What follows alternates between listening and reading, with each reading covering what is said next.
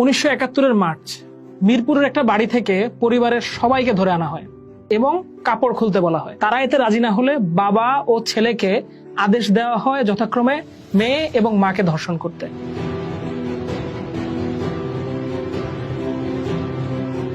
এতেও রাজি না হলে প্রথমে বাবা এবং ছেলেকে টুকরো টুকরো করে হত্যা করা হয় এবং মেয়ে এবং মাকে চুলের সাথে বেঁধে উলঙ্গ অবস্থায় টানতে টানতে ক্যাম্পে নিয়ে যাওয়া হয়।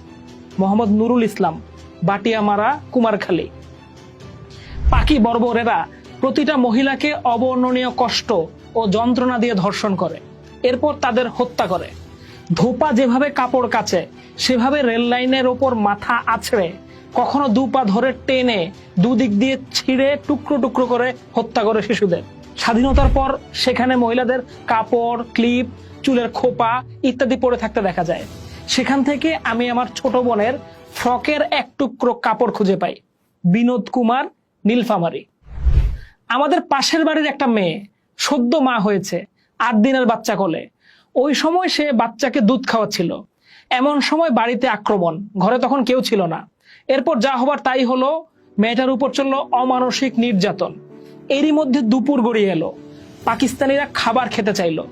ঘরে কিছু না থাকায় ক্ষেত থেকে বেগুন এনে দিতে বলল। ভীত মেয়েটি ঘর থেকে বেরিয়ে যায়। মেয়েটির আসতে দেরি হচ্ছিল দেখে পাকিরা তার বাচ্চাটাকে গরম ভাতের হাঁড়িতে ছুঁড়ে দিয়ে ঘর থেকে নেমে গেল। ভানু বেগম, 26, ভুয়াপুর, টাঙ্গাইল। আমাদের সংস্থায় আসা নারীদের প্রায় সবারই ছিল ক্ষতবিক্ষত যৌনাঙ্গ। বেয়োনেট দিয়ে খুঁচিয়ে খুঁচিয়ে ছিঁড়ে ফেলা রক্তাক্ত যোনিপথ, দাঁত দিয়ে ছিঁড়ে ফেলা স্তন, বেয়োনেট দিয়ে কেটে ফেলা স্তন, উরু এবং পশ্চাৎ দেশে ছুরির আঘাত নিয়ে নারীরা পুনর্বাসন কেন্দ্রে আসতো। মালেকা খান, যুদ্ধের পর পুনর্বাসন সংস্থার ধর্ষিতাদের নিবন্ধীকরণে যুক্ত সমাজকর্মী।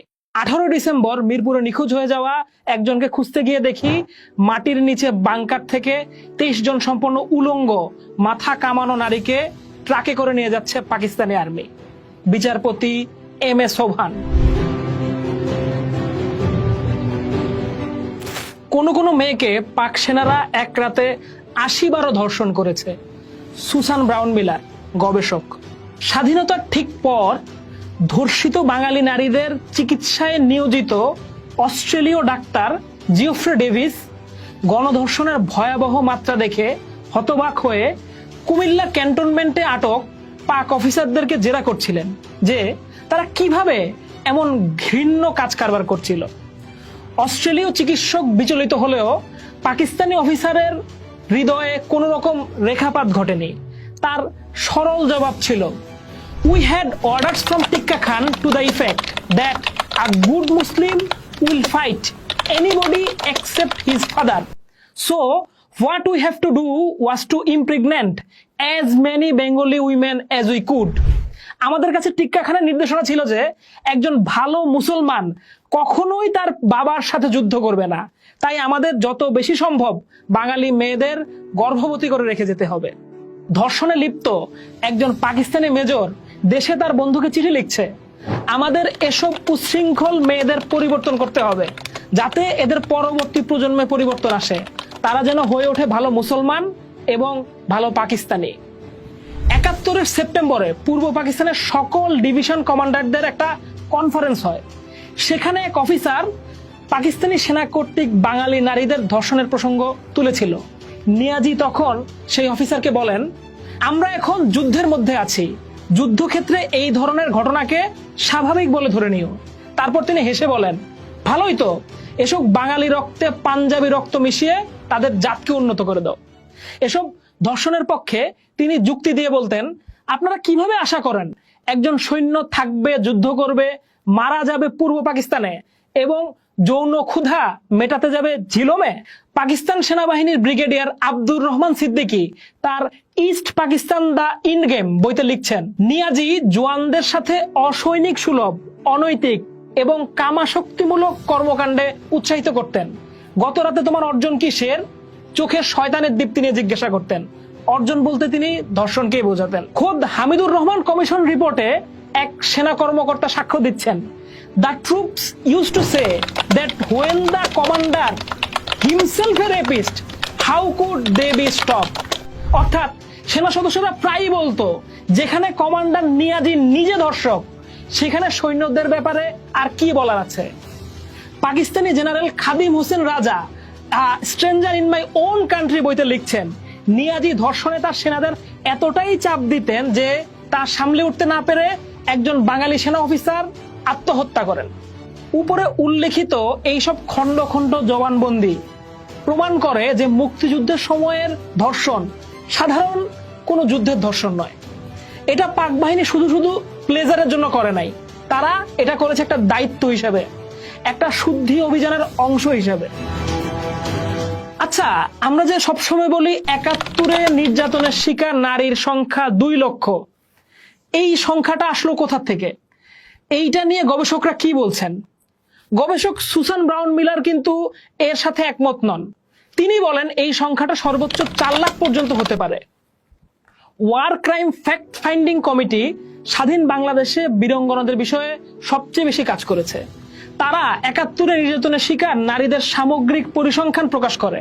সেখান থেকে জানা যায় স্পট ধর্ষণ, স্পট গণধর্ষণ ও বন্দি নির্যাতিতার সম্মিলিত সংখ্যা ৪,৬৮,০০০ এবং বিভিন্নভাবে পাকিস্তানিদের নিকট বন্দি নির্যাতিত নারীর সংখ্যা ১,৪০,৪০০। চিহ্নিত স্থানে নির্যাতিতা নিহত ও অপহৃত স্পট ধর্ষণ ও গণধর্ষণের শিকার ৩,৬০,০০০। এদের মধ্যে যারা শুধু স্পট ধর্ষণ ও গণধর্ষণের শিকার হয়েছেন অর্থাৎ বন্দী হননি তাদের সংখ্যা ৩,২৭,০০০, যা মোট নির্যাতিতার ৭০ ভাগ। এদের মধ্যে অন্তঃসত্ত্বা হয়েছিলেন প্রায় ৩০ ভাগ অর্থাৎ ১,০৮,০০০ নারী। নির্যাতিত বন্দী নারীর সংখ্যা প্রায় ১,৪০,০০০, যা মোট নির্যাতিতার প্রায় ৩০ ভাগ। এর মধ্যে কারাগার, ক্যাম্প, বাংকার প্রভৃতি স্থানে নির্যাতিতার সংখ্যা মোট নির্যাতিতদের প্রায় ১৮ ভাগ। এছাড়াও বিভিন্ন ক্যান্টনমেন্ট, আদালত এবং শহর ও গ্রামাঞ্চলের বাড়িঘর, অফিস আদালত, হোটেল, বিনোদন কেন্দ্র প্রভৃতি স্থানে নির্যাতিত হন ১২ ভাগের বেশি নারী। বন্দি নির্যাতিত নারীদের মধ্যে অন্তঃসত্ত্বা ৮০ ভাগ অর্থাৎ প্রায় ৮৫,০০০।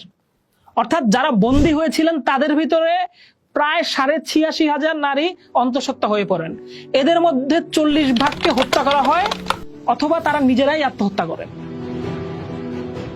আমরা এই জায়গা থেকে একটা জায়গাতেই পৌঁছাতে চাচ্ছি, সেটা হচ্ছে ৭১-এর গণহত্যা বা নারী নির্যাতন এই সব প্রশ্নগুলোতে আমরা যেই আবেগের সাথে প্রশ্নগুলা করি তার উত্তরগুলা খোঁজার চেষ্টাটা কিন্তু আমরা করি না।